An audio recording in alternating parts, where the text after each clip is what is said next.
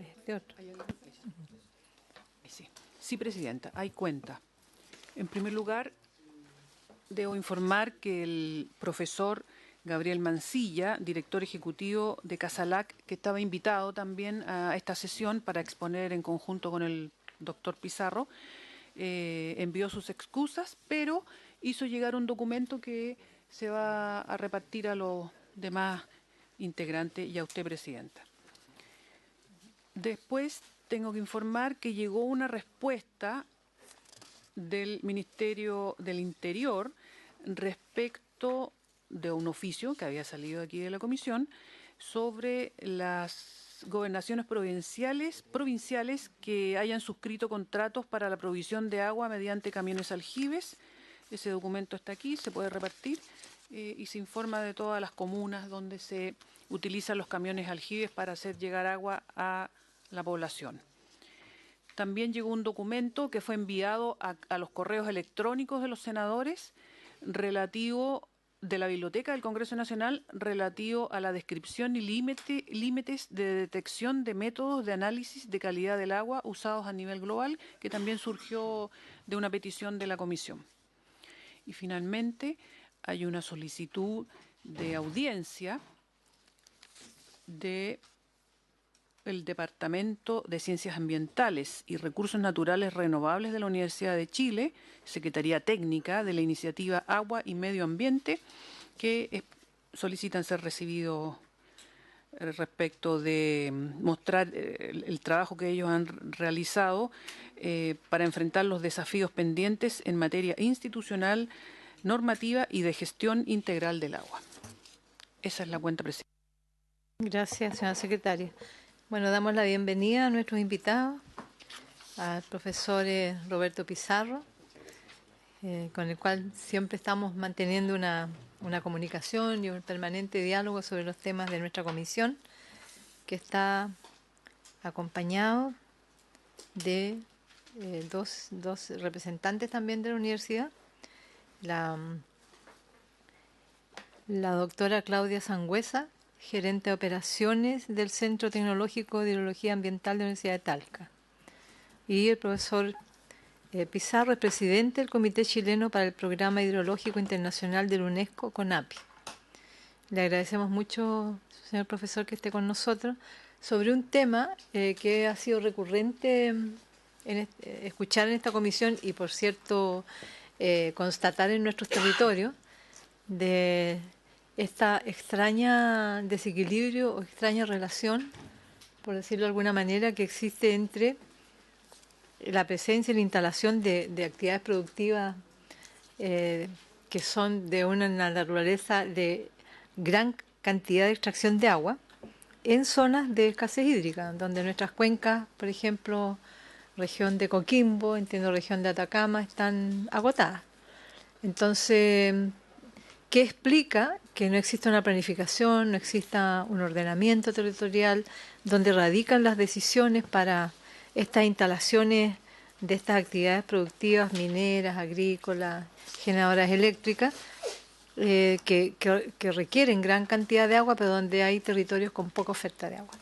Eso es el tema que hemos invitado a la profesora, a CONAPI, para poder conocer. Ustedes tienen estudios, vastos estudios en el tema. Y además, profesor, usted ha hecho una invitación a la comisión para poder estar el 17 de agosto en la Universidad de Talca en un encuentro, en un seminario. La Católica de la Santísima Concepción. En la Católica de la Santísima. Y nosotros hemos recibido la invitación. Personalmente, como presidente de la comisión, no puedo asistir, tengo actividades territoriales, pero si alguien de la comisión se entusiasma, tenemos al senador Castro, que es de la zona, es del Maule, entonces podría ser, no sé, senador, si usted está en la zona en esa época, que representara a la comisión en ese seminario. No hay problema. Muy bien, muchísimas gracias. Bueno, profesor, le damos la palabra sobre este tema. Bien, Presidenta, muchísimas gracias primero por la invitación. Siempre un agrado venir e intentar mostrarles parte de lo que estamos haciendo y creemos también que es un rol dentro de lo que significa para nosotros como académicos el relacionarnos con el mundo político, que finalmente en una democracia es el que define, el que ejecuta, el que plantea, y obviamente si podemos contribuir a algunas políticas públicas, para nosotros es no solamente una alegría, sino que un honor. Y en ese plano, entonces, ese agradecimiento también desde el Comité Chileno para el Programa Hidrológico Internacional. Debo decir que la senadora es una de las premiadas como política destacada en algún momento por el CONAPI Chile, principalmente por su rol en torno al agua, y el CONAPI Chile es una institución que aglutina a distintas universidades, distintas empresas, distintas organizaciones en torno al agua y en torno a lo que es el Programa Hidrológico Internacional de la UNESCO y los lineamientos que este tiene. Y en ese plano también nos pone muy contentos. Debo también comentar previamente que la Universidad de Talca por primera vez ha adjudicado la cátedra UNESCO, una cátedra en hidrología de superficie, que es la primera del país y la primera en hidrología, lo cual también teníamos cátedras en distintas áreas de las ciencias sociales, pero en el agua no las teníamos y actualmente ya la UNESCO dio su agreement en París, lo cual también nos pone mayores obligaciones, pero también muchas posibilidades para desarrollar tareas conjuntas tanto a nivel nacional como internacional. Bien, en el plano que nos han solicitado, nosotros establecimos esta presentación intentando, en primer lugar, decir algo. Esto lo hemos dicho en distintos lugares y claro, cuando lo hablamos con gente de algunas otras áreas es difícil a veces entenderlo. Pero la pregunta es ¿por qué el agua es el recurso natural más importante de Chile? Y esto lo planteamos, senador, usted se recordará, en el Día Mundial del Agua en la Universidad de Chile. Primero porque en el agua descansa toda la estructura productiva, ambiental y desarrollo económico y social de Chile. Hace poco tiempo me decían, ¿en qué deberíamos innovar como país? Yo creo que como innovación podemos hacer muchas, pero debemos hacer partir por aquellas en las cuales nos están dando comillas de comer, los que nos dan la fortaleza como país y de donde hemos crecido. Y según cifras de lo que fue la Delegación Presidencial de Recursos Hídricos en el gobierno pasado, al menos el 60% del Producto Interno Bruto de Chile es explicado por el rol que juega el agua. Pensemos que la minería es el 12%. Entonces nos da una idea de qué plano nos estamos moviendo. Pero también tenemos otro detalle. Así como tenemos un crecimiento económico que ha alcanzado más o menos 3 veces su número desde el año 90 a la fecha, en esa misma proporción ha crecido el consumo de agua. Y eso nos hace ver que esta podría ser una relación no sustentable a futuro porque no tenemos todo el agua necesaria y el mismo tema que queremos plantear acá en la comisión y solicitado por ustedes, habla de esa situación de crisis. También el agua, en muchos casos, se transforma no solamente en un elemento productivo, sino también en un elemento de devastación, de destrucción. Y eso lo hemos sufrido en distintas áreas del país.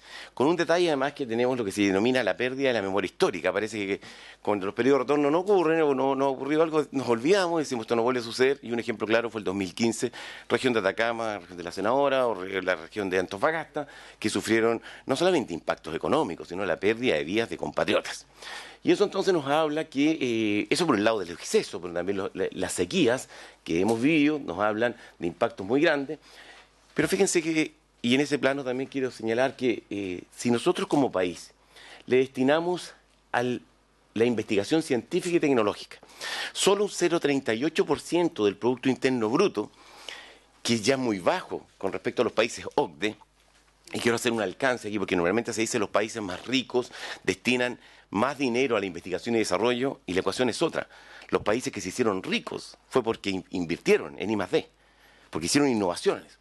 Bueno, si nosotros tenemos ya un monto muy bajo, que es del 0,38%, fíjense ustedes que en el agua solamente llegamos al 0,0025%. O sea, el recurso natural más importante que genera el 60% del PIB, responsable de al menos el 60% del Producto Interno Bruto, le destinamos una muy baja proporción. En este plano, entonces, hay un nivel de descompensación de las investigaciones en Chile porque le estamos dando una escasa relevancia al agua como factor productivo y tecnológico. Ahora, viendo los distintos sectores, y muy rápidamente, el sector agropecuario tiene grandes desafíos, por ejemplo, el aumento de la eficiencia en el uso del agua, un incremento de la tecnificación. Pero también tenemos que evaluar los impactos que la tecnificación puede producir en la capacidad hidráulica de los cauces. Nosotros vemos, como en muchos lugares, hay personas que están planteando, mire, ahora tengo una sequía, no tengo acceso al agua, se me secó la vertiente. Y normalmente no es producto del cambio climático o no es producto de menores lluvias, sino que la tecnificación ha incorporado una mayor eficiencia en el riego. Antes la eficiencia en el riego era del 20%, un riego tendido, pero de ese 20%, el 80% restante iba hacia las napas, infiltraba, percolaba, etcétera. Ahora somos muy eficientes en el otro, pero no escurre. Entonces, aguas abajo tenemos impacto, y ese impacto habría que evaluarlo en el sector agropecuario.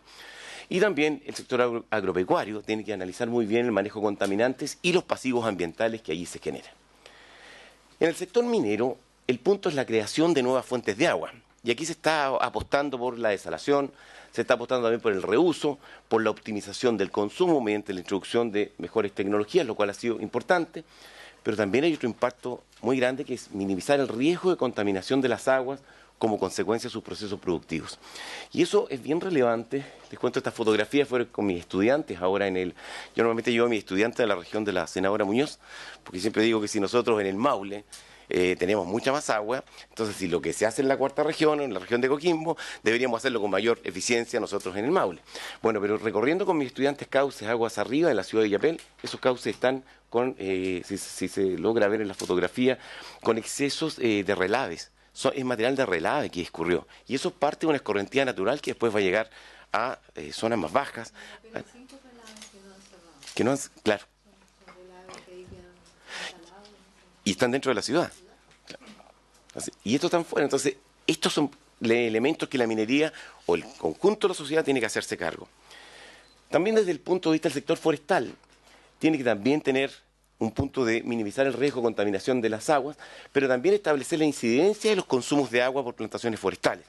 A nosotros nos han dado algunas cifras, si bien eso lo podemos ir a las preguntas, que no se ven muy reales, pero sí lo que podemos decir es que los últimos estudios que estamos desarrollando logran comprobar que todas las masas forestales, inclusive las plantaciones, están ayudando a la recarga de los acuíferos. Y eso es un elemento bastante distinto a lo que normalmente se pensaba, porque están permitiendo esa recarga derivado principalmente de que nosotros tenemos lluvias en invierno. Nosotros tenemos un sistema mediterráneo. Y en invierno la vegetación está en latencia, no consume. Entonces es al revés la situación. Eso lo podemos explicar con mayores detalles más adelante. En los desastres relativos al agua, tenemos algunas fotografías, por ejemplo, en la región de Antofagasta, en lo que pasó el 2015, donde una simple calle se inundó de una forma que era impensable muchas veces, pero ojo, hay que acordarse que el año 91-92 ya tuvimos un problema en Antofagasta. La zona de Copiapó de la senadora Proboste, su plaza de armas, que se veía muy... Pero eso es lo que teníamos después de una crecida, y son las cosas que empezamos a olvidarnos, por eso que decía yo anteriormente que es la pérdida de la memoria histórica. Pero así como estamos en el norte, estamos haciendo algunos trabajos, por ejemplo en la zona de Curanilahue. Y en la zona de Curanilahue, fíjense ustedes que si al mirar la imagen, aguas arriba hay una cuenca. Y esa cuenca hidrográfica cierra en un punto lo que se llama la garganta de la cuenca. Y abajo de esa garganta se ubicó la ciudad. Entonces muchas veces decimos esto del cambio climático, y aquí tenemos un problema de ordenación territorial. Ubicamos la ciudad donde no deberíamos haberla ubicado. Entonces lo más probable es que va a tener zonas de inundación en distintas ocasiones, y tenemos que ser muy claros cuándo se trata de cambio climático, cuándo se trata de mala gestión o ordenamiento territorial, para poder hacer la política pública adecuada. De hecho, en esta zona hay un canal, esa línea azul, es un canal que evacuaba y que ahora está cubierto por poblaciones. Entonces el canal pasa bajo las poblaciones. Ustedes entenderán que la posibilidad de inundación es muy alta, así como está en otras zonas. Bueno, esta es también en la zona de Curanilahue, que ustedes la ven muy normal, pero así estaba inundada posteriormente, y eso es algo recurrente y que se va a dar en la medida que no podamos solucionar un problema que viene ya.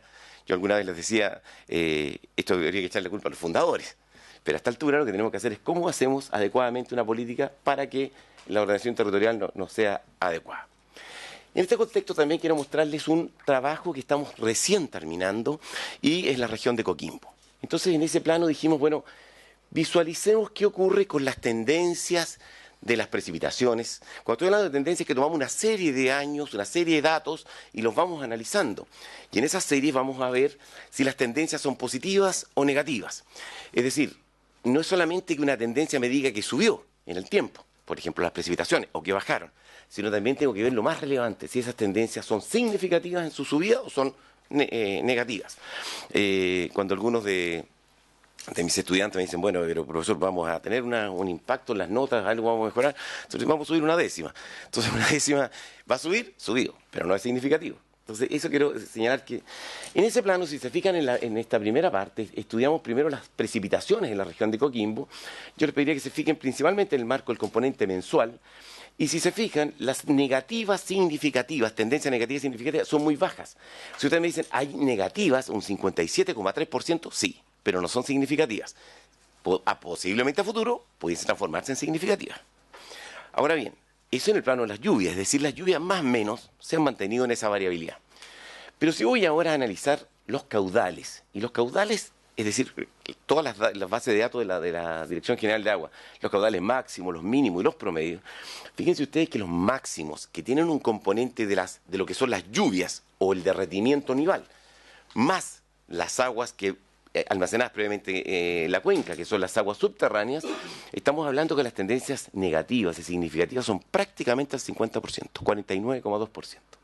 Las mínimas se mantienen en el 23%, pero el promedio, que eso es bien importante, que tiene que ver con las reservas de agua, o sea, con las aguas subterráneas, alcanzan al 52,5%. Es decir, la mitad de las tendencias están mostrando tendencias negativas y significativas en la región de Coquimbo.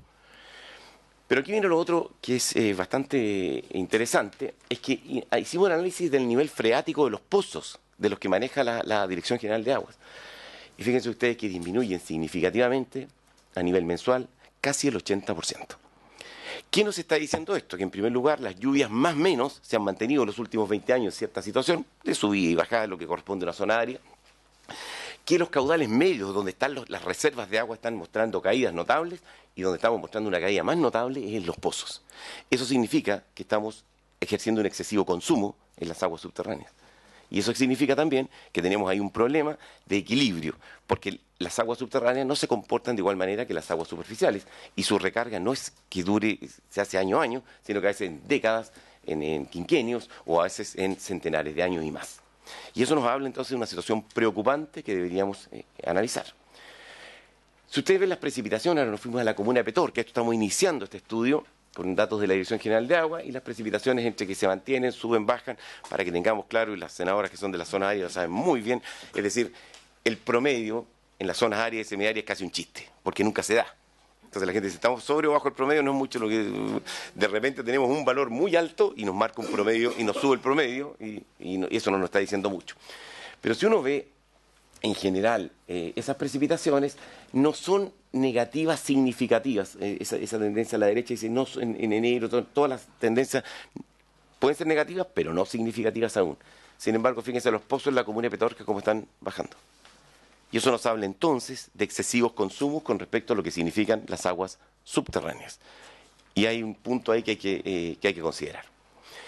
Serán los paltos en esta línea. Los paltos consumen 12.000 metros cúbicos por hectárea año. Y obviamente, al parecer, pudiese darse el caso de que nuestros ecosistemas están siendo sometidos a una demanda que no tiene relación con la oferta disponible. ¿Cuáles son nuestros desafíos en torno a los recursos hídricos? Entonces, bueno, el problema es que queremos alcanzar, o deberíamos alcanzar un uso sustentable del agua respetando singularidades territoriales, y eso nos habla de una solución que va por el lado de fortalecer el conocimiento del funcionamiento de los ecosistemas. No todos funcionan igual, y normalmente tenemos una política muy de país, muy global, cuando en realidad nuestras regiones son muy distintas. Y otro detalle, intrarregión también somos muy distintos. Y eso es yo doy el ejemplo del Maule, donde la zona cordillerana andina puede tener hasta 3.000, 2.000 milímetros de lluvia, y la zona costera 500. Y el senador Castro lo conoce muy bien. Entonces, ahí hay una gran diferencia, no es lo mismo. Y también tenemos que establecer propuestas para racionalizar las demandas de agua en base a las ofertas disponibles, que es un punto central a nivel país. También nos falta inversión en torno a la investigación en recursos hídricos para poder tener conocimiento. Y la pregunta es, ¿cómo lo hacemos? Tenemos que sensibilizar a los tomadores de decisión acerca del rol de la investigación y el desarrollo en los recursos hídricos, pero establecer sinergias de trabajo también entre instituciones del Estado. Creemos que hay una instancia muy interesante. Nos tocó estar hace 2 años en una instancia del Consejo Nacional de Innovación con personal de las Fuerzas Armadas, que además tenían oficiales que tenían mucho interés en publicar, y creemos que ahí hay una instancia de colaboración bien potente, especialmente en marcos geoestratégicos ligados al agua, a lo que son los desastres, a lo que es la disponibilidad de un recurso vital. Y también el establecimiento de las redes de contacto con expertos internacionales también podría ser una línea. Cuando tenemos una carencia, una cultura de uso y cuidado del agua, que eso también es bien importante a nivel de nuestro país, tenemos que fomentar estrategias de transferencia y de sensibilización a la comunidad. Y eso yo creo que hemos fallado, porque en realidad de repente nos encontramos con que nuestros canales son botaderos de basura. Y ahí tenemos unas encuestas que dicen unas cosas que son terribles. Y también deberíamos fortalecer los currículums de pre y posgrado que fortalezcan una cultura hídrica, que ese es un punto que creo que estamos en falta. Por otro lado, tenemos una carencia de especialistas en ingeniería y gestión de recursos hídricos. Nosotros saludamos con mucha alegría incluso el apoyo que dio la senadora a la propuesta que tiene la Universidad de Chile de la creación de la carrera de ingeniería hidrológica. Necesitamos tener ingenieros hidrólogos en el país. Nosotros para problemas agrícolas tenemos ingenieros agrónomos, para los mineros, ingenieros de mina, para los forestales, ingenieros forestales, y para el recurso natural más importante de Chile no tenemos hidrólogos. Los hidrólogos son aproximaciones desde otras especialidades que creo que podría ser muy relevante en esa línea, especialmente lo que significa para el país. Y hay que fortalecer los programas de posgrado para la generación de investigadores, pero también capacitación técnica a las organizaciones de usuarios de agua, que son los que finalmente llevan a cabo la gestión del agua a través de las juntas de vigilancia. Tenemos un problema ligado a la carencia de una política coordinada para la gestión de los recursos hídricos. Y aquí tenemos que buscar propuestas que articulen y coordinen la gestión del agua, no solamente en términos técnicos, sino también en términos legales. Y los espacios de discusión relevantes al agua también son importantes. Creo que las universidades, principalmente las universidades del Estado, deben y pueden cumplir un rol muy relevante en esta línea, principalmente por su rol como instituciones estatales, pero también por la posibilidad de ser un espacio neutro en el cual se puede discutir, conversar, ampliar y generar políticas comunes. Tenemos el problema del cambio climático y la generación de escenarios de incertidumbre. Y aquí tenemos que buscar una investigación aplicada que nos determine en qué contextos realmente estamos hablando de cambio climático y en qué otros contextos no lo es, para poder establecer esa política adecuada. Y las propuestas de estrategia de mitigación que se están desarrollando ya deberían ser también incorporadas. ¿Qué propuestas hay algunas entre las que estamos desarrollando nosotros? Por ejemplo, estamos trabajando mucho en diseño de zanjas de infiltración, que son canales sin desnivel que se construyen en laderas y que nos permiten, por ejemplo, tener ese tipo de situaciones. O sea, tomamos la escorrentía, que en el fondo era horizontal, y la vamos generando, acumulando en estas obras, y eso nos permite dos cosas. Uno es la infiltración del agua en el suelo y propiciamos posibilidades de recarga de nuestros acuíferos. Si eso, hay algunas leyes que se están ejecutando, INDAP y SAC tienen para lo que es conservación de suelos, pero no están hechas con criterios de ingeniería hidrológica que queríamos nosotros que se podría incorporar. De hecho, en la región de Coquimbo, en la comuna de Río Hurtado se planteó una propuesta de trabajo en esa línea, incluso con diseño de ingeniería. ¿Qué puede permitir eso? Que nuestro país, por ser montañoso, la recarga de los acuíferos normalmente se produce desde los cauces.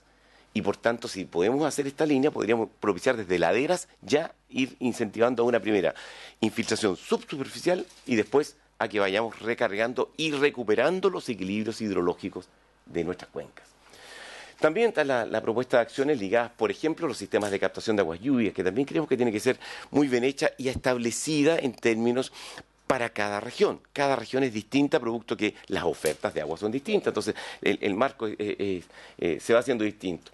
Y podemos hacerlo para distintas líneas. Estamos ahora trabajando en una propuesta para generar sistemas de captación de aguas lluvias que puedan combatir de mejor forma los incendios forestales, porque eso le daría mejor tiempo de eficiencia al combate con helicópteros para tener mayor cercanía, y eso nos da mayor eficiencia. Pero también estamos viendo unas curvas que en hidráulica se llaman las curvas de intensidad, duración, frecuencia. Las tenemos muy bien desarrolladas para la región del Maule, para la región del Biobío, para la región metropolitana. Y en ellas entonces se pueden desarrollar estructuras y obras hidráulicas con mejores características que nos permiten entonces decir, mire, esta es la intensidad de diseño, con esta intensidad de precipitación yo puedo diseñar y esta es la máxima que me va a ocurrir. Para que tengan una idea, si en Talca llueven 700 milímetros de promedio al año, y en la zona de Paiguano, hay en su región 70 más o menos, o sea, 1 es a 10. Pero fíjense ustedes que tanto en Paiguano como en la ciudad de Talca, la máxima intensidad, lluvia en milímetros por hora, son 14 a 15 milímetros en una hora. O sea, no tiene mucha relación el monto global de lluvia con la intensidad o el poder destructivo de una lluvia intensa. Y eso habla entonces de la necesidad de conocer esto, porque ese factor nos da mayor seguridad, especialmente lo que significa el cuidado de las vías de compatriotas. También propuestas de acciones en educación ambiental, creemos que hay mucho por hacer en esta línea. Estamos trabajando ahí también con la Universidad de Chile y viendo algunas acciones conjuntas. Y también hay ejemplos de algunas cosas que hemos hecho y que en el tiempo a lo mejor no se ven. y que tienen que ver con el concepto de la restauración hidrológico-forestal en Chile, que es para la recuperación de los equilibrios hidrológicos.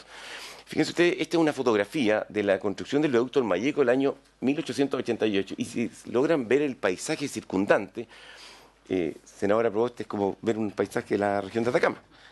Pero eso es lo que tenemos hoy. Con plantaciones y con recuperación, eso es mucho más deseable en términos de lo que es nuestra restauración hidrológica que lo que teníamos anteriormente. Y eso nos habla de que podemos ser capaces de actuar en esa línea. Otra zona, la desembocadura del río Maule, en Constitución, si se fijan, hidráulicamente hay un problema, hay mucho sedimento. ¿Y eso por qué? Porque viene por el proceso erosivo de las zonas altas. Y lo que tenemos hoy es una zona ya mucho más retenida en sedimento por las zonas forestales arriba, que están ayudando en este proceso y que tenemos que ser capaces de cómo ordenamos esto para que se sigan dando estos beneficios tan positivos. Finalmente, en términos de algunas reflexiones, la pregunta es qué actuaciones pueden llevarse a cabo en un país como Chile para esta mejor o para una mejor gestión del agua. Y aquí entonces son varias. Gestión diferenciada según las singularidades territoriales. El ex senador Núñez de la región también de acá planteaba siempre, eso me decía Roberto, el singularidad territorial. Siempre tenemos una política tan común para todos cuando somos tan diversos. Y yo creo que ahí hay un punto importante. Incrementar recursos económicos para fomentar la investigación científica. La investigación científica no es solamente que me va a dar antecedentes, me va a dar conocimiento para adecuadas políticas públicas. Lo tercero es que necesitamos crear mayores capacidades profesionales, y esta es la creación de escuelas de hidrología, la creación de programas de hidrología que estén ligados a este recurso natural tan importante país. Obviamente se transforma en una necesidad y una cosa de la cual debemos depender. Una cuarta es generar una estructura de gestión del Estado con una mayor eficiencia para la fiscalización, cuantificación y evaluación del recurso. Ya se hizo algo en la primera modificación del Código de Aguas en el gobierno anterior, que terminó en estas mayores atribuciones para la DGA, pero necesitamos también tener cómo se hace eso a nivel regional, porque las regiones también tienen una realidad distinta, cómo se estructura. También necesitamos una gestión integral entre el sector público y el privado. Fíjense ustedes que dentro de las elementos que hemos estado trabajando, descubrimos con alegría incluso que el sector forestal es el que más está utilizando isótopos.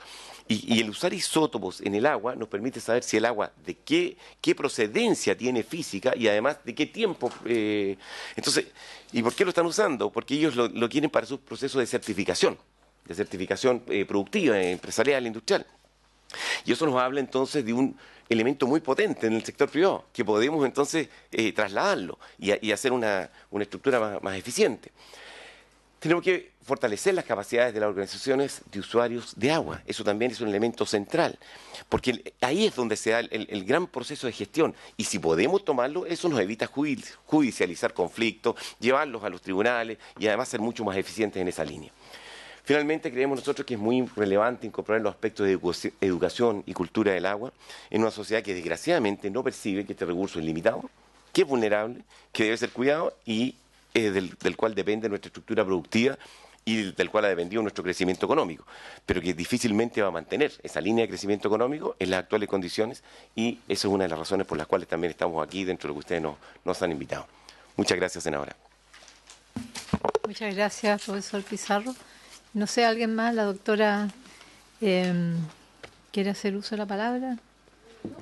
La doctora Claudia Sangüesa. Está todo muy completo lo que señaló el profesor. Lo hicimos juntos. Muy bien. Ofrezco la palabra a los colegas para hacer alguna consulta. Senadora Proboste. Bueno, muchas gracias. Antes que todo quisiera felicitar el trabajo que encabeza el doctor Pizarro y que ha permitido también que durante muchos años, de manera sistemática, la academia comience a mirar las singularidades de cada uno de los territorios. Parte de las reflexiones que usted, profesor, planteaba, particularmente la quinta reflexión, dice establecer una gestión integrada entre el sector público y el sector privado. Me gustaría preguntarle si es que ustedes tienen alguna aproximación a mirar desde el punto de vista de una gestión integrada, qué es lo que ocurre en los salares. Uno habitualmente conoce que, por ejemplo, la Comisión Chilena de Energía Nuclear entrega, en esta diversidad de organismos que finalmente tienen atribuciones respecto de recursos hídricos. Leíamos hace poco en que la SECHEN autorizaba nuevas extracciones en un salar determinado. Entonces, me gustaría, además formamos parte también de la Comisión de Minería y Energía y hemos visto también los debates de la propia Comisión de Medio Ambiente respecto, por ejemplo, del salar Atacama, en donde tenemos distintos actores que tienen acciones sobre un mismo salar, pero la manera en cómo se incorpora o se registra esa información es distinta de una empresa a otra y, por cierto, uno lo que logra percibir es una debilidad del Estado de poder tener una información mucho más acabada respecto de qué es lo que está ocurriendo con la recarga de esos salares, qué es lo que está ocurriendo respecto de la fragilidad y cuánto finalmente es lo que cada uno de los actores que tiene derechos de extracción en ese salar efectivamente está utilizando. Entonces, me gustaría preguntarle, profesor, si es que ustedes han hecho algún trabajo mucho más claro respecto de esta gestión integrada, tal vez en un espacio tan frágil como es un salar, pero que permite una determinación espacial, además mucho más acotada, respecto de cómo uno podría tener una propuesta de gestión integrada ahí entre privados y sector público. Sí, senador Castro. Sí, mejor recoja todas las consultas. Sí. Bueno, la verdad que entendiendo que el país casi no gasta en investigación, llamemos producto de lo que significa el agua, todo lo que sea infiltrar el agua a las napas subterráneas, yo siempre he visto que son estas zanjas que se hacen, pero no existe otra forma o otro país que tenga otra forma de infiltrar el agua, porque alguien me dijo, mira, se puede infiltrar a presión. Yo no sé si esa tecnología hoy día exista, si sea posible, o lo otro que si las cuencas tienen estos vacíos donde uno podría perforar, así como se hacen los pozos profundos, y ir infiltrando agua directamente desde un río. No sé si eso existen experiencias en el mundo, ¿qué saben ustedes? Me gustaría saber más sobre eso porque he escuchado en varias conversaciones, incluso los ministros a veces han hablado básicamente que es mucho más económico, llamemos, usar todas estas aguas subterráneas, guardar las aguas subterráneas, que no hacer embalses. Entonces yo no me cuadra esto, cómo yo guardo aguas si no soy capaz de infiltrarlas de una manera, llamemos, eficiente, que cuantificar esa agua que nosotros estamos, que podríamos guardar. Eso sería mi consulta. Yo quiero, felicitarlo, doctor Pizarro, por la exposición. Bueno, hemos compartido muchos seminarios, talleres y particularmente conozco su esfuerzo por instalar a nivel de la enseñanza universitaria, la investigación en las universidades, el tema de los recursos hídricos, que hasta ahora ha sido bastante alejado del quehacer académico y particularmente la investigación. Como usted señalaba, las cifras son aterradoras, lo que destina el país a la investigación en materia de agua. Lo que yo quería consultar es de qué manera esta propuesta de la gestión integral, los recursos hídricos que está en la propuesta de fondo de su intervención, de qué manera se politiza esta propuesta. Porque politizar en el sentido de decisiones de Estado, decisiones públicas, que se transformen en modificar la realidad que hoy día está existiendo, este desequilibrio de escasez de agua en los territorios y de actividades productivas de gran demanda de agua. Usted señalaba en parte de la intervención la racionalizar las demandas de agua en base a oferta disponible. Eso es un ejercicio que hasta la fecha me parece difícil de realizar. porque, por cierto, los productores mineros o agrícolas o generadores eléctricos van a la DGA, solicitan derechos de agua o, en su defecto, compran derechos de agua en el mercado de agua en los territorios. Entonces ahí un poco se pierde la pista, decir, mire, si yo sé que en base a una política de gestión integrada de los recursos hídricos, yo sé que lo que me cuenta la cuenca es que, como usted bien señala, en la región de Coquimbo van a la baja significativa, pero en un retroceso negativo total están las aguas subterráneas. ¿Cómo es posible si uno entra en Yapel, usted que va a la zona, cada día hay más cerros plantados por palto? Entonces, ¿dónde está? Podemos tener la investigación, la producción de conocimiento, tener la certeza en el diagnóstico. Sin embargo, la realidad habla de otra cosa, que no, en definitiva no se toma en cuenta el dato de balance hídrico negativo que existe en esos territorios.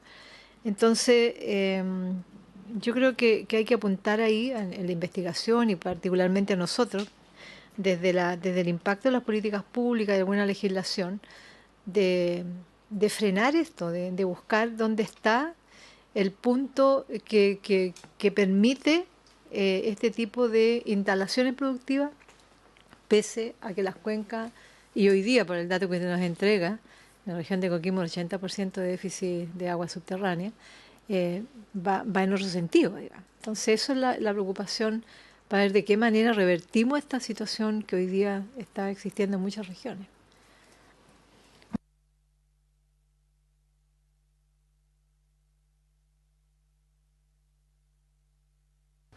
Ok, muchas gracias por las preguntas.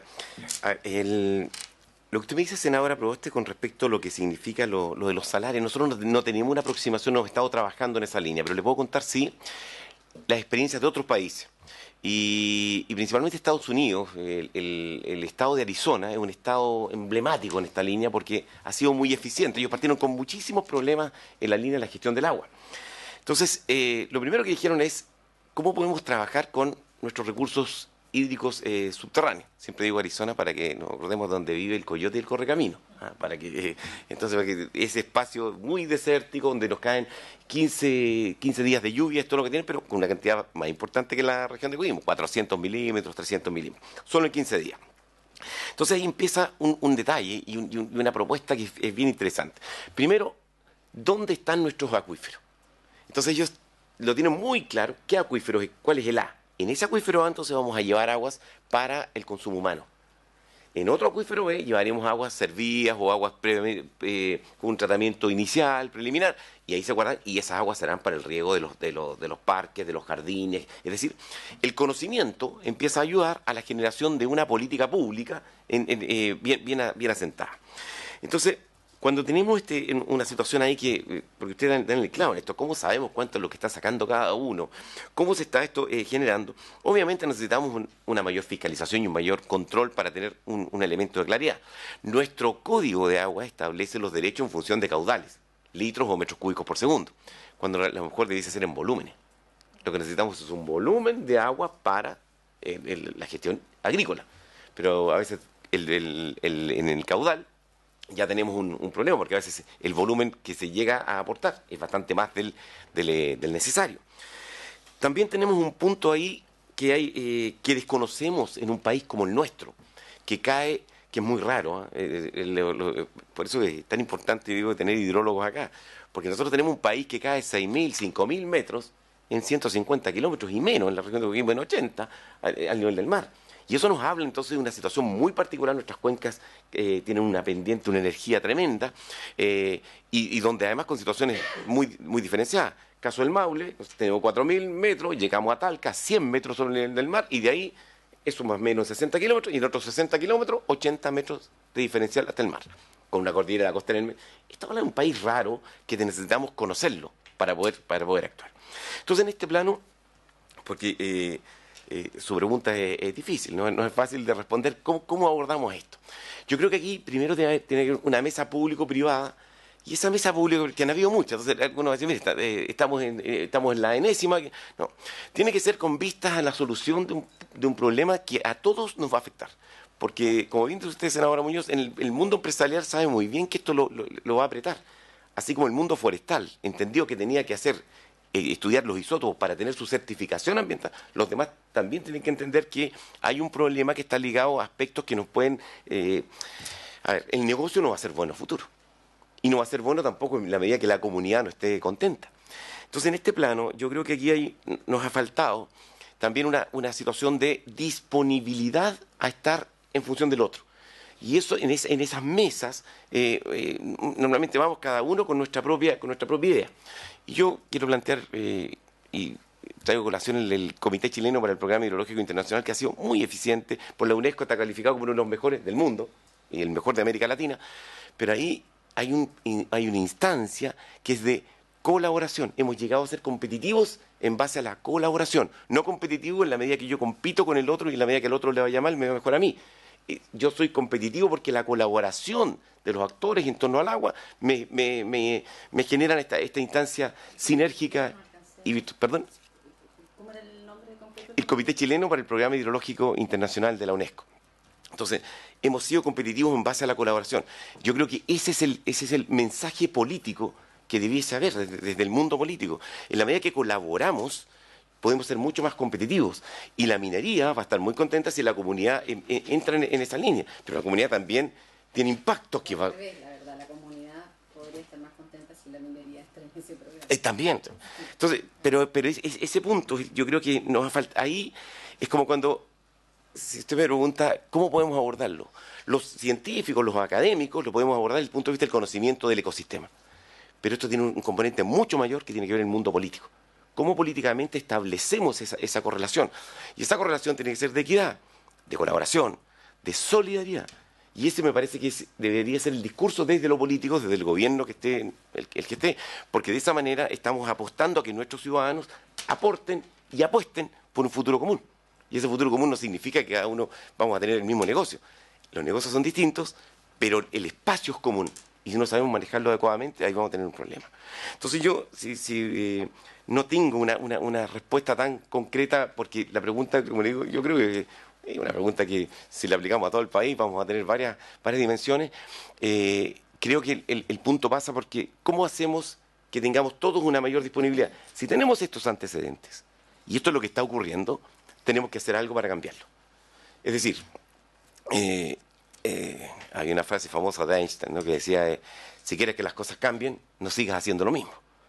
Y ese es un punto que yo creo que el mundo empresarial está dispuesto, que la comunidad está dispuesta, que los políticos están dispuestos. Parece que falta que nos juntemos, pero tener claro el qué queremos solucionar.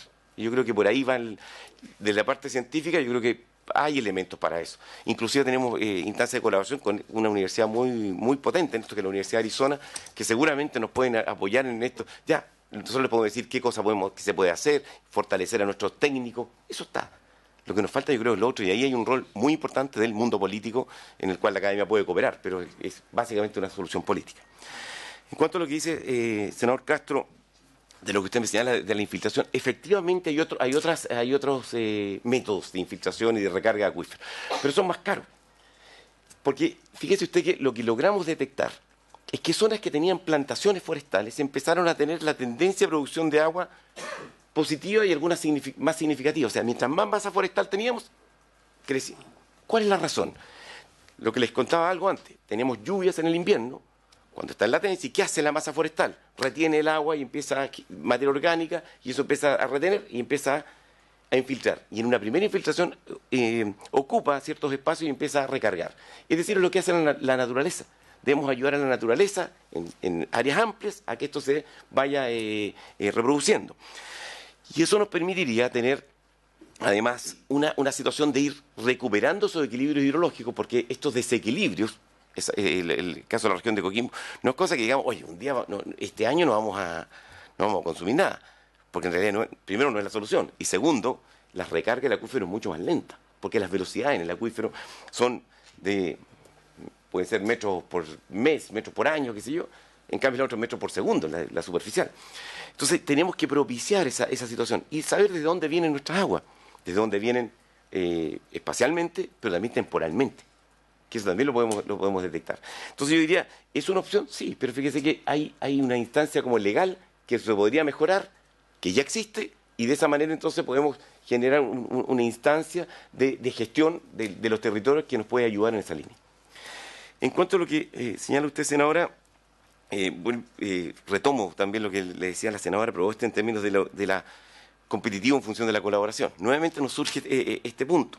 ¿Por qué? Porque cuando estamos hablando de una gestión integrada de los recursos hídricos, tenemos que tener clara conciencia de cuál es nuestro problema que nos afecta al conjunto. Y ahí yo creo que en el discurso hemos tenido una opinión muy, yo creo, muy de cada sector. Los académicos dicen, mira lo que están haciendo, pero no es mira lo que están haciendo, es mira lo que estamos haciendo, somos una sociedad. Y en ese punto, si todos tuviéramos ese marco de colaboración, yo creo que perfectamente podemos entrar a conversar. A mí me tocó organizar unos debates en el gobierno pasado, en la Universidad de Talca, donde junté a la gente de la Dirección General de Aguas, por el cambio al Código de Agua, con los agricultores, que parecía que era una cosa pero irreconciliable. Ustedes vieran el espacio que se dio, era impresionante, porque en realidad las diferencias no eran muchas. Cuando alguien decía prelación de usos, que primero el uso doméstico, si no había nadie que se opusiera. Y empezaba así una serie de cosas que todos empezaban. Entonces, la gran conclusión, parece que no son tantas las cosas que nos diferencian. Y pareciera que nos faltan espacios de conversación, de colaboración, de interacción y quizás de disposición a cambiar ese esquema. Entonces, yo diría que aquí hay esto del balance hídrico. Usted tiene toda la razón, yo voy con mis estudiantes y mis estudiantes todos los años me dicen, profesor, pero aquí hay más hectáreas de palto, ya hay más hectáreas de esto, más hectáreas además que tiene un impacto sobre la biodiversidad. La región de Coquimbo, yo no lo sabía, no es mi especialidad, pero me contaban colegas que es de la zona con más alta biodiversidad del país, porque es una zona, un ecotono, uno dirá, no se ve mucho, pero lo que hay ahí son especies muy valiosas. Y eso lo que hace, esas plantaciones también, estamos perdiendo un capital genético, un capital de biodiversidad. Entonces, yo diría, necesitamos investigación primero para saber qué está ocurriendo y cuánto es el número. Estos datos que están saliendo ahora, de alguna manera, apuntan a eso. Dos, visto esto, ¿qué disposición tenemos para empezar a colaborar entre nosotros y ver si hay alguna política pública que pueda limitar ciertas actuaciones? Porque a lo mejor podríamos tener el problema de que en función de lo productivo estemos limitando a futuro el uso doméstico o el uso a las personas. Y ahí sí que estamos en una cosa grave. Y que ya ha sucedido. Y tercero, yo diría que allí hay un marco institucional que tiene que ver con cómo desde el mundo político pueden invitarnos a eso. Yo creo que los académicos estamos muy dispuestos a eso. Tenemos mundos muy separados. Nosotros afortunadamente, bueno, el caso suyo, no sé si contar una anécdota suya que fue muy positiva, pero ella por un error, ¿se acuerdan? Teníamos una reunión en Talca y pensó que era en Curicó, llegó una hora después. Y lo normal que ocurre, y ustedes lo pueden decir, es que la gente se va, ¿no? Una hora después dice, ya no. La esperaron. Y le esperaron, y yo se lo dije a usted y lo comentamos mucho ahí, le esperaron porque era una persona que ha estado luchando por el agua, luchando por esto, que estaba en esto, y ella mandó su excusa y llegó. Ahí a la Universidad Talca, senadora, si usted también tiene que ir por ahí, tenemos que conversar. Y por tanto, eso habla de las personas. Yo creo que cuando empezamos a ganar esos espacios, independientes de nuestros contextos políticos, el senador Coloma, que no es de mi partido, también tengo una gran relación con él y conversamos de muchos de estos temas. Yo creo que esto es un problema país. Esto es un problema geopolítico que nos insta a todos. Y tenemos que ir por el lado de la colaboración para ser competitivos. Insisto en ese tema. Y eso nos habla de cómo los políticos nos invitan. La academia, ya saben, estamos muy dispuestos a eso y con muchísimo gusto. Hay un diputado que, no me acuerdo el nombre, pero estuvimos en la Comisión de Recursos Hídricos de la Cámara de Diputados, que también nos invitó a la región de Atacama, porque también estaba interesado en ver, y nosotros con mucha disposición, por supuesto, somos una universidad del Estado y estamos dispuestos a apoyar a nuestro Estado y que es nuestro país. ¿Ahora estuvieron ahora? No, él nos invitó, en la Cámara de Diputados. ¿En este periodo? Sí, hace 2 meses, ¿no? 2 meses, mes y medio, sí. Sí, él, ya. No, sí, él, sí. Sí. Así que yo creo que por ahí, ¿no? Doctor, muchas gracias. Y yo entiendo la competencia en colaboración o la colaboración en competencia, pero para clarificar lo que pasaba con el Código de Agua, En realidad, en relación a los primeros artículos que hablan sobre la priorización y la función prioritaria del agua para el consumo humano, no hubo ninguna diferencia en esta misma comisión. Si el problema está en cuando se propone que los nuevos derechos de agua, ni siquiera los antiguos, se otorguen temporalmente, ¿no?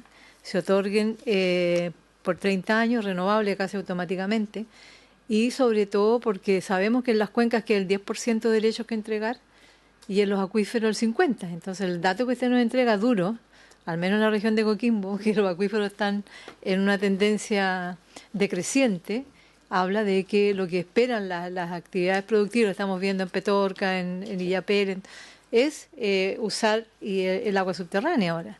Entonces es ahí donde no tenemos los encuentros, la colaboración de decir, mire, vamos a destruir las regiones, porque en Illapel hubo una situación hace 2 años atrás que la comunidad quedó casi sin agua. La sanitaria tuvo que hacer esfuerzos desmedidos, comprar derechos, arrendar derechos, porque no había agua, quedaba igualmente ovalle. Entonces ahí la colaboración es como que se difunde en el interés económico de una actividad económica tan extractivista y el uso del agua indiscriminado para los negocios. Entonces eso es lo que hoy día es muy difícil tomar conciencia, y sobre todo paralizado el Código de Agua. Y entiendo que para que pueda salir, una de las condiciones de la Sociedad Nacional de Agricultura, que ha intervenido activamente en el debate, tanto por la prensa como acá, ha sido que no pueden ser temporales los derechos de agua. Entonces, eso es un tema que asusta, porque si vamos ahora a sobreexplotar los acuíferos, vamos a estar en una situación, sobre todo en la zona norte, muy compleja, que eso es la colaboración, ojalá pudiera existir un cambio de conciencia, y si no actuar muy bien, más duro desde la ley, pero ahí tenemos que buscar una fórmula. Senadora Eversberger. Gracias, presidenta.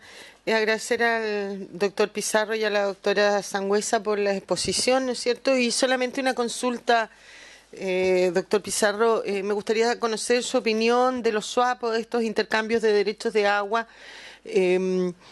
En regiones como la mía, yo represento a Tarapacá, ¿no es cierto? No tenemos una escasez hídrica, nunca la hemos tenido, no hay un problema de falta de lluvia, sino que, excepto el invierno altiplánico, no dependemos, ni nunca hemos dependido de eso porque no existe.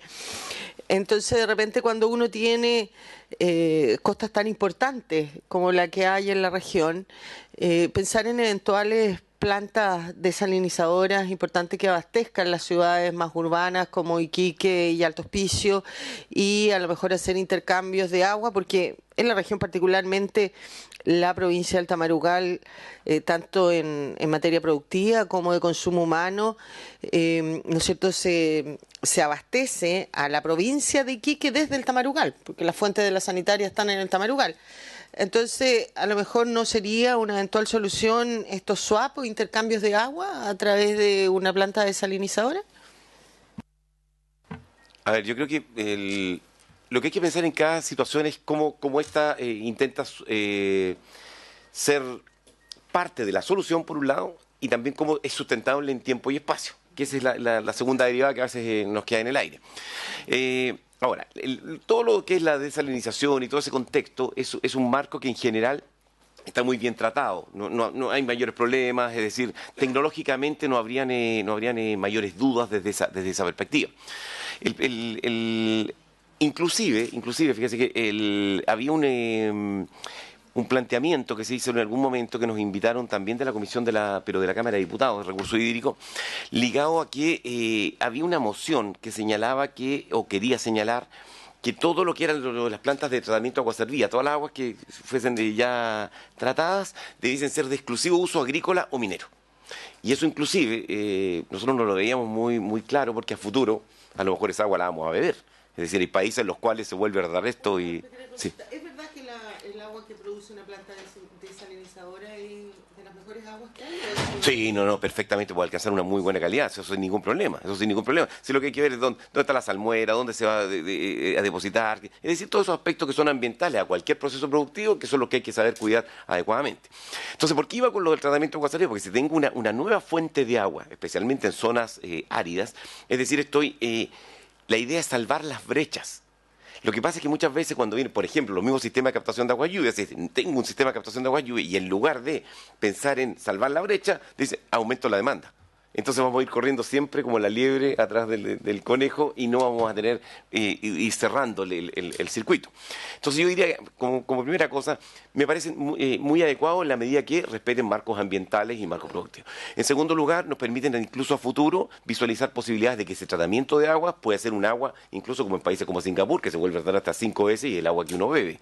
Debo decirles que nos pasaron algunas botellas, no las bebimos, pero nos dieron total seguridad de que eso no había ningún problema. Bueno, tú estabas... Entonces, pero está eso, la tecnología existe para eso. Entonces yo creo que lo que hay que pensar es, si tenemos tecnología por una parte, si tenemos una buena gestión territorial, una buena gestión ambiental, no deberíamos tener mayores problemas en eso. Pero siempre pensando ¿es posible en este contexto? ¿Es factible ambientalmente? Y en el espacio, ¿es sustentable? Si esas 3 preguntas más o menos están resueltas, yo creo que no hay ningún problema y por el contrario debemos hacerlo con mucha tranquilidad. A usted. Muchas gracias, doctor Pizarro. Me ha solicitado la palabra don Elit Rojas, que participa en nuestra comisión y es integrante de Casalac. Elit, la palabra.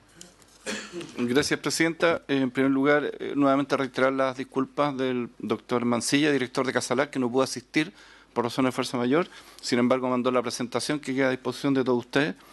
Y también, por supuesto, a disposición siempre de Casalac como Centro del Agua de UNESCO para América Latina. La pregunta que hace la Comisión es planificación territorial e instalación de actividades productivas en zonas de escasez hídrica. Planificación territorial. Y para eso hay instrumentos. Creo que tanto la senadora como el senador, ella que fue intendenta y el senador que fue alcalde, van a entender bien el punto a lo que voy. Tenemos varios instrumentos. Por ejemplo, la ley de catástrofes, decreto 104 del año 77. Y este decreto y la ley de sismo y catástrofe es la que se aplica en este minuto a las 29 comunas que tienen decreto de catástrofe por sequía.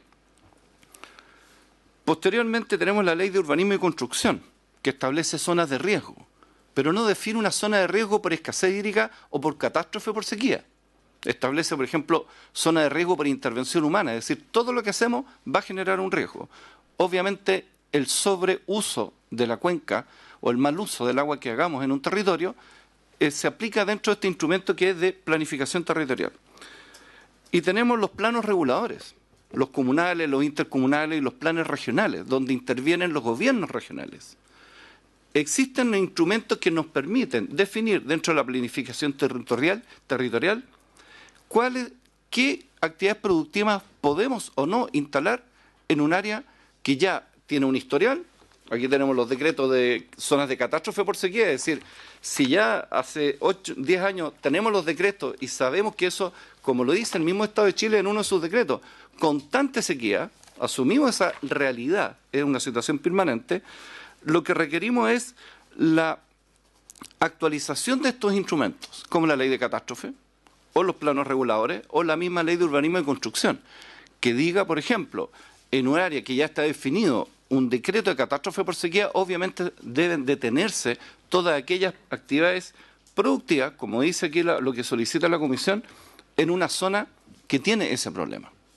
Entonces, si tenemos los instrumentos jurídicos, legales, tenemos las instancias, que son los consejos comunales, los consejos regionales, los gobiernos regionales, con la actualización que se han hecho en ellos, obviamente esta planificación territorial puede activar sus alarmas o sus sistemas para detener, reducir o regular de mejor forma el uso que se hace del recurso hídrico en una zona que tiene problemas. También, como lo ha planteado el doctor Pizarro, esto pasa por un ambiente colaborativo. Es lo que hemos propuesto, lo que propusimos hace 2 o 3 sesiones atrás, en el contexto del Día Mundial contra Desertificación y Sequía, en que la gestión integrada de la cuenca es eso, es un ambiente colaborativo de todos los actores que intervienen en la gestión del agua, como aquellos que se benefician del uso del agua. Partiendo obviamente por el consumo humano, el consumo doméstico, el domiciliario. Desde ese punto de vista, falta también la proactividad o una reacción de estos mismos entes, los consejos comunales y los consejos regionales, decir qué podemos o no podemos hacer en un territorio definido de acuerdo a los instrumentos que tenemos en la actualidad. Es decir, no inventemos la rueda tampoco. Tenemos esa realidad, lo podemos ejecutar, claro, están las potestades y capacidades legales para que puedan las autoridades locales y regionales intervenir, sí lo pueden hacer. Entonces, ante esa pregunta de la planificación territorial y qué podemos hacer o no productivamente, creo que es algo que se debe considerar en la comisión como parte de lo que podemos plantear a futuro, ya que el escenario, como lo mostró también el doctor Pizarro, el escenario de disponibilidad hídrica es crítico. Es crítico para todos. Desde ese punto de vista, falta, por ejemplo, la regulación del borde costero para la instalación de las plantas desalinizadoras. Es una situación que, con la tecnología que existe a nivel mundial, en este minuto hay más de 16.000 plantas desalinizadoras en el mundo operando las 24 horas del día. Y ninguna de ellas genera problemas ambientales, tanto en la obtención del agua de mar como en el producto final, el rechazo, que es lo que queda después de ese proceso. Y todas las plantas son producen agua 100% potable. En esta comunidad de hidrólogos en la cual pertenecemos con el doctor Pizarro, hacemos una pregunta siempre: dime qué agua tienes y dime qué agua quieres. Porque al final es eso, es lo que tenemos y lo que necesitamos de agua para suministrar ese elemento a nuestras actividades y a nuestras necesidades. Eso lo quería mencionar, Presidenta. Muchas gracias. Muchas gracias, Elich. Bueno, si no hay otras consultas, colega, senadora Metzberger. Sí, comparto, Presidenta, por su intermedio, lo que se acaba de señalar respecto al ordenamiento territorial. Creo que los instrumentos están. Falta sin duda, yo creo que una mayor capacitación o acompañamiento de ciertas autoridades para que estos surtan efectos y sean oportunos. Tienen una tramitación, muchos de ellos, tan larga que cuando logran ser aprobados ya tienes que empezar una nueva modificación porque lo que tú quisiste actualizar ya pasó. El tiempo o las circunstancias van mucho más rápido. Nosotros en ese aspecto en la región, particularmente en la ciudad de Iquique, tiene el plano regulador más antiguo de Chile, del año 81, y por distintos problemas no ha logrado actualizarse. Viene ahora en la nueva ley de fortalecimiento regional una serie de instrumentos de ordenamiento territorial, el PROT y otras políticas que van a tener que dictar las nuevas autoridades, que sin duda son de real importancia, y que si no tenemos autoridades que cumplan con el objetivo que el legislador tuvo al plantearlo, las consecuencias pueden ser muy positivas o negativas, o va a aportar a un efectivo desarrollo en la región, o al revés, si no logra sacar adelante esas políticas y esos instrumentos territoriales, va a ser un retroceso en el desarrollo de la región. Y por eso es que me parece sin duda que un debido ordenamiento territorial, no solamente en materia hídrica, sino que en toda materia, es fundamental para el desarrollo de las regiones. Comparto absolutamente con eso. Solo eso, Presidenta, gracias. Senador Castro. Yo no sé si sea tan seguro que uno pueda prohibir una plantación de frutales en un sector a lo mejor donde hay escasez de agua, porque hay una libertad aquí de desarrollo, de invertir. Entonces cada, llamemos, agricultor que toma la decisión de plantar, no sé, 200 hectáreas de palto, es su riesgo, ¿cierto? Él dice: oye, yo tengo agua. Sí, pues él tiene agua, porque la gente de Metorca, cercana a Metorca, que han plantado muchos paltos, ellos tienen agua. Habría que prohibir el uso de esa agua, que a lo mejor ahí tenemos una herramienta nosotros con la Dirección General de Agua, de prohibir el uso de esa agua a ese agricultor, y de esa manera nosotros le estaríamos prohibiendo a él poder regar sus plantaciones. Pero no sé si sea... Es un juicio rápidamente que se tendría, porque si ese agricultor logra perforar y tener agua y está a más de 200 metros de otro pozo, la ley que tenemos hoy día lo estaría amparando. Entonces nos generaría ahí un conflicto rápidamente.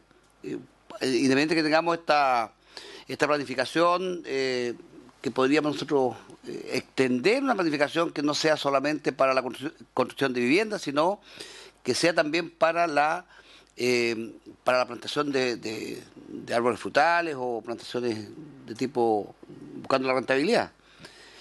Y la otra pregunta que me gustaría hacer al doctor Pizarro, los acuíferos son únicos, ¿no es cierto?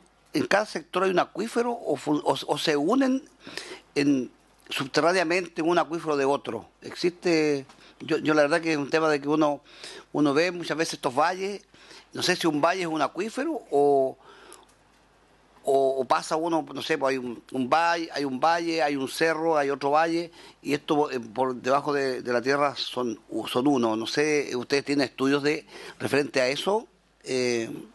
Y lo otro que, a ver, estos acuíferos, las aguas las mantienen, a ver, ¿se nivelan las aguas en las napas subterráneas o hay diferentes niveles? Por conocimiento. Okay. A ver, las aguas subterráneas tienen un comportamiento distinto, muy distinto a las aguas superficiales, como decía, primero en velocidad, eso es un primer punto. Y las aguas subterráneas normalmente se comportan desde la perspectiva de que la gente habla de que hay como embalse, uno piensa como Julio Verne, viaja al centro de la Tierra, que se va a encontrar con un gran... No, básicamente es un material poroso sobre el cual está circulando esta agua. Entonces, en ese plano, esas aguas tienen un tiempo de residencia antiguo, o de larga data. Le voy a dar un ejemplo. En algunos de los estudios que están haciendo las empresas forestales han detectado que en zonas costeras de roca metamórfica y de la región del Biobío, el tiempo de residencia del agua en la cuenca entre 8 a 12 años. ¿Qué quiere decir eso? Que el agua que está saliendo ahora, emergiendo ahora, es un agua que tiene una residencia previa de más años, no es el agua del año. Entonces eso ya nos da una idea de la diferencia. En segundo lugar, las aguas superficiales se comportan conforme a lo que es la cuenca hidrográfica, la cuenca que uno ve, la zona de altas cumbres, todo el valle, pero las aguas subterráneas pueden tener una colaboración, una conexión con la cuenca del lado o con el mar. Y eso nos habla de una situación que es bastante distinta. Entonces no tenemos mucha claridad si a lo mejor lo que está saliendo por el Maule como agua subterránea, como reservas de agua, provienen exclusivamente del Maule, porque podrían provenir de una cuenca del Mataquito o de otra cuenca lateral. Esos elementos son los que no conocemos y además, bueno, en algunas zonas sí se conocen, pero no tan al detalle. Y además que tenemos la situación de Chile, que tenemos una serie de capas geológicas en lo que les contaba en 150, 100 kilómetros. Y esas capas, ¿no es cierto?, se expresan finalmente casi al llegar al mar o bajo el nivel del mar. Entonces, ¿qué es lo que ocurre? Le voy a dar otro ejemplo antes de eso. Los pescadores de la zona del Maule me han dicho muchas veces, en esta zona nosotros sabemos que hay recursos hídricos, sale agua dulce y eso genera un ecotono y ahí entonces pueden ir a buscar cierto tipo de marisco. Para que veamos que... claro, porque está saliendo agua dulce. Entonces genera un ecotono, ellos no conocen de esa característica, pero los biólogos marinos lo han señalado claramente, donde hay un comportamiento distinto. Es decir, las aguas, normalmente algunas aguas subterráneas no están saliendo al mar. Entonces, cuando nosotros empezamos a estudiar esto de la influencia de las masas forestales, lo que nos empezó a mostrar es que en la medida que había más masa forestal, la tendencia de agua empezaba a ser más positiva. No es una relación lineal, no es una relación así, mire, tanto, pero se nota esa tendencia, hay un factor sinérgico positivo. ¿Y dónde lo encontramos con mayor razón? Fíjese, para que en las zonas donde había plantaciones más que en bosque nativo. Entonces alguien dice, el bosque, se comportan mejor las plantaciones que el bosque nativo. No es eso. Lo que pasa es que las plantaciones fueron instaladas en zonas que eran suelos muy degradados, como decía Neruda, ¿no?, cuando decía en su oda a la erosión, ¿no?, volví a mi tierra fértil y ya no estaba. Esa estructura, cuando se nos fue ese suelo, las plantaciones han empezado a generar un efecto positivo. Y entonces lo que al principio se registraba como un valor que el agua se iba superficialmente muy rápido, ahora empezaba a retener. Y por eso es que empieza a mostrar esa tendencia a la serie de datos positiva. No es que sea mejor la plantación que el bosque nativo, por el contrario, sino lo que significa es que parten de una situación más desmedrada. Con esto lo que le quiero decir es que el comportamiento agua superficial, agua subterránea es muy distinto. Y entonces, manejamos el uso del agua superficial y subterránea como que fuera lo mismo. Entonces tenemos un desfase temporal, un desfase espacial, aguas que vienen de otros lugares, la situación que usted plantea, la Pampa del Tamarugal, que es una relación muy exquisita desde el punto de vista de estudiarla, pero muy compleja, por lo mismo, nos habla de componentes que son más complejos que lo que normalmente uno mira. Y si a todas las aguas las tratamos igual, es que nos estamos equivocando porque tenemos ese desfase. Bueno, doctor Pizarro, muchas gracias A por usted. participar con nosotros en la comisión. Ha sido una clase magistral, como la que favor. usted hace generalmente. Así que muchos aportes, mucho insumo para nuestra legislación y nuestros estudios en esta comisión. Muchas gracias también a la Gracias a doctora usted. Sangüesa, que está con nosotros, por haber participado en la comisión. Le quería plantear una última cosa. Sí. Le queremos dejar unos libros acá, que son Muchas algunas de las gracias. cosas que hemos sacado. En el primero de ellos, para nosotros, con un esquema muy... trabajamos con sistema de captación de aguas lluvia y su aplicación en el establecimiento de plantaciones de maqui aquí con la Universidad Católica. Este libro lo prologó el senador Horvath, gran amigo, y hace poco le hicimos un homenaje y hemos enviado acá al Senado, producto de su colaboración también con el CONAPI Chile y con la Universidad de Talca. Y este otro libro, que es el diseño y construcción de los sistemas de captación de aguas lluvia en el Maule, que es una experiencia de 3 años, que lo prologó usted. Así que esperamos que nuestros otros senadores se apunten en alguna propuesta que les vamos a hacer próximamente. Muchas gracias a usted y a Y gracias por los textos que nos deja. Además, el doctor Pizarro siempre hace gira en la región de Coquimbo Estado con ferias donde nos muestran distintas obras o posibilidades de riego en el secano, que para nosotros en la región de Coquimbo es muy importante. Aquí mostró un poco nomás, pero tiene una cantidad de instrumentos que es muy importante conocer, que son alternativos y que dan frutos en relación a cómo hacer llegar agua a zonas donde es muy difícil que por la lluvia o por la existencia de pozos puedan suministrar agua. Así es que también yo creo que es importante conocerlo en las otras. Que la continúe, que vaya más al norte. Vaya más al norte. Bueno, muchas gracias, doctor Pizarro, doctora Sangüesa, muchas gracias por estar aquí.